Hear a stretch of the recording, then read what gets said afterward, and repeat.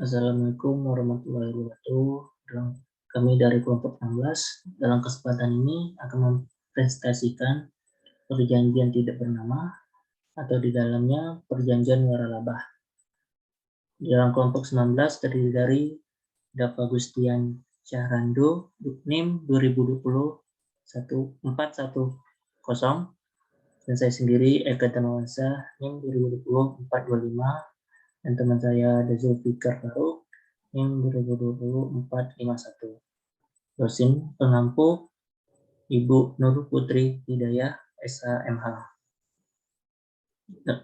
Dan ada juga poin-poin yang terdalam dari definisi waralabah, jenis-jenis waralabah, karakteristik waralabah, dan peraturan perjanjian tentang waralabah, dan terakhir keuntungan waralabah.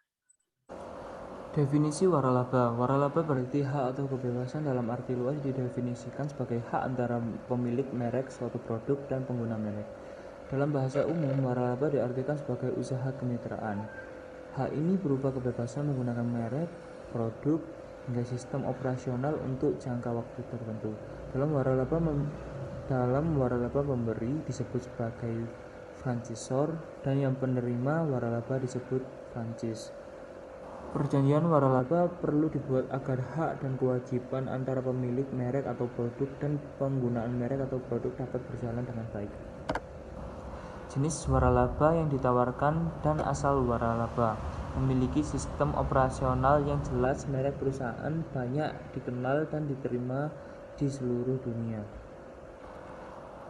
Biasanya jenis waralaba ini memiliki sistem operasional yang jelas dan dari merek perusahaan yang banyak dikenal dan diterima di seluruh dunia.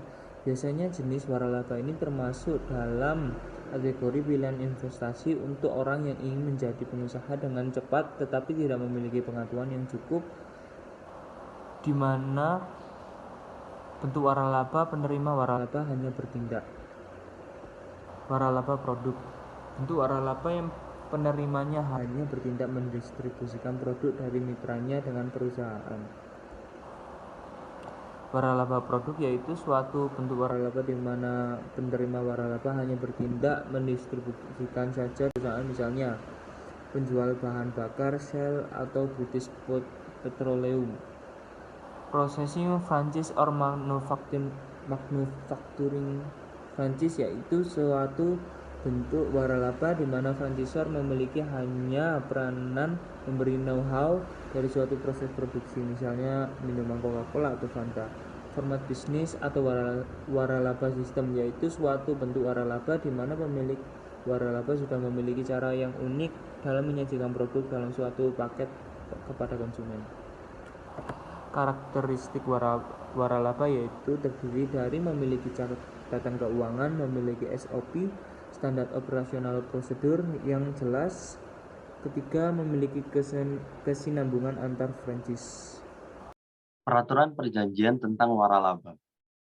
Pada pasal 5 Peraturan Pemerintah Nomor 42 Tahun 2007 tentang waralaba mengatur bahwa perjanjian waralaba harus mencantumkan hal-hal berikut.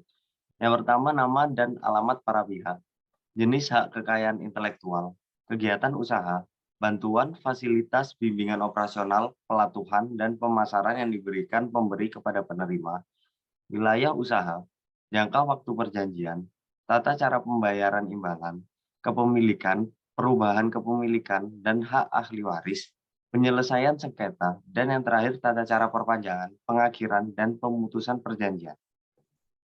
Adapun keuntungan dari waralaba tersebut yaitu memberikan manfaat jaringan bisnis yang luas bagi pemilik usaha kecil.